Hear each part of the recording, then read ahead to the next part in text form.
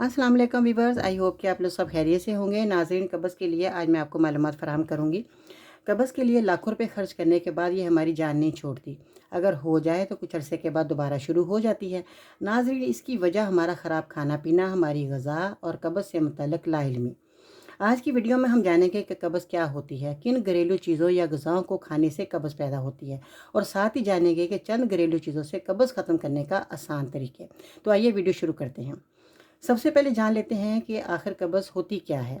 नाज़रीन, सख्त पखाना गांठों की शक्ल में खारिज हो, हफ्ते में 3 बार से कम आए या पखाना बाहर निकालते वक्त ज़ोर लगाना पड़े, तकलीफ़ और दुश्वारी पेश आए, पेट में गैस, सूजन, भूख ना लगना, जी मतलाना और बड़ी आंत सही तरह से साफ़ ना हो, यानी कि पखाना करने के बाद भी पेशाब की हाजत महसूस हो, तो आप जान लें कि आपको कब्ज़ हो चुकी है। अब कब्ज़ का इलाज भी बहुत आसान है, लेकिन पहले जान लेते हैं कि इन घरेलू ग़िज़ाओं के बारे में जो कब्ज़ की वजह बनती है। आप जितना मर्ज़ी इलाज करवा लें, जब तक ग़िज़ाओं और आदात को अपनी ज़िंदगी से नहीं निकालेंगे, कब्ज़ ठीक नहीं होगी।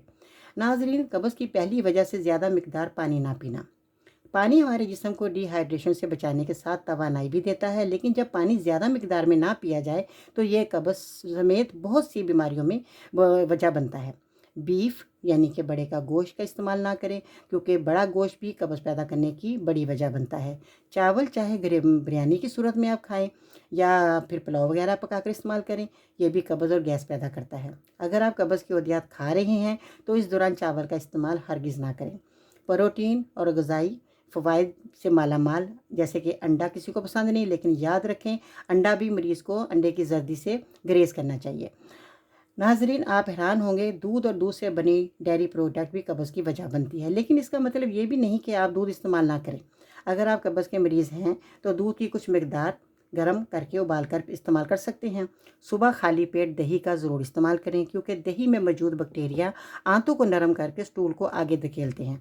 फास्ट फूड जैसे बर्गर, पिज़्ज़ा, सैंडविच और शवारमा वगैरह ना सिर्फ कब्ज़ पैदा करते हैं, बल्कि मैदे में गैस और बदहज़मी की भी बड़ी वजह बनते हैं। इसलिए कब्ज़ के मरीज़ ज़्यादा ऑयल होने की वजह से हमारा मैदा इन ग़िज़ाओं को हज़म नहीं कर पाता। जब ये ग़िज़ा बड़ी आंत में पहुंचती है तो आंतों से ज़्यादा मिकदार में पानी खींच लेती है। बस आंतों में खुश्की हो जाती है और पेशाब खुश्क हो जाता है, जिसके अखराज में तकलीफ़ उठाना पड़ता है। अक्सर हम तली हुई मसालेदार या बासी खाना खा लेते हैं, जो कि कब्ज़, गैस और बदहज़मी की वजह बनता है। अगर आप इन सब बीमारियों से बचना चाहते हैं, कि आप चाहते हैं कि हमें कब्ज़ ना हो, हमें गैस ना हो, हमारा पेट सही तरीके से काम करे, तो आप स्टोमा हर्ब का इस्तेमाल ज़रूर करें।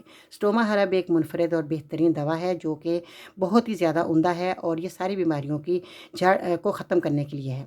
क्योंकि ये स्टोमा हर्ब एक बहुत ही उम्दा दवाई है, जिसका इस्तेमाल करने के बाद मरीज़ खुद बताएगा कि हमें फ़ायदा होना शुरू हो गया है। इसके बहुत सारे ऑर्डर जा चुके हैं। अगर आप भी ऑर्डर करना चाहते हैं तो दिए गए नंबर पर आप ऑर्डर कर सकते हैं। आपको घर बैठे स्टोमा हर्ब हम पहुँचा देंगे। जी, बहुत शुक्रिया मेरी वीडियो को देखा सुना। Thank you so much. अगर आप मेरे चैनल पर नए हैं तो मेरे चैनल को सब्सक्राइब लाजमी करें, वीडियो को लाइक करें, बेल आइकन को ज़रूर प्रेस कीजिएगा, ताकि हर आने वाली रेमेडी आप लोगों को सबसे पहले देखने को मिले। और फेसबुक अकाउंट पर विजिट करें। अगर आप टिकटॉक पर वॉच कर रहे हैं तो टिकटॉक पर मेरा अकाउंट फॉलो करें, बाजी परवीन के नाम से। और मैं आप लोगों को ये भी बताना चाहूँगी, अगर आप कोई नुस्खा नहीं बना सकते या असली दवाई आपको नहीं मिल पा रही, तो स्क्रीन पर दिए गए नंबर पर ऑर्डर भी कर सकते हैं। आपको दवाई हम घर बैठे ही पहुंचाएंगे, और आपको कोई भी बीमारी है तो आप हमें कॉल पे बात भी कर सकते हैं हमारे साथ। बहुत शुक्रिया जी, अपना ख्याल रखिएगा। फिर मिलते हैं नई रेमेडी के साथ, नए मुफीद नुस्खे के साथ और बहुत ही शानदार आजमूदा नुस्खों के साथ मैं आपकी खिदमत में हाजिर होती हूँ। आपने ज़रूर मेरे चैनल को सब्सक्राइब कर लेना जी। बहुत शुक्रिया। अल्लाह हाफिज़।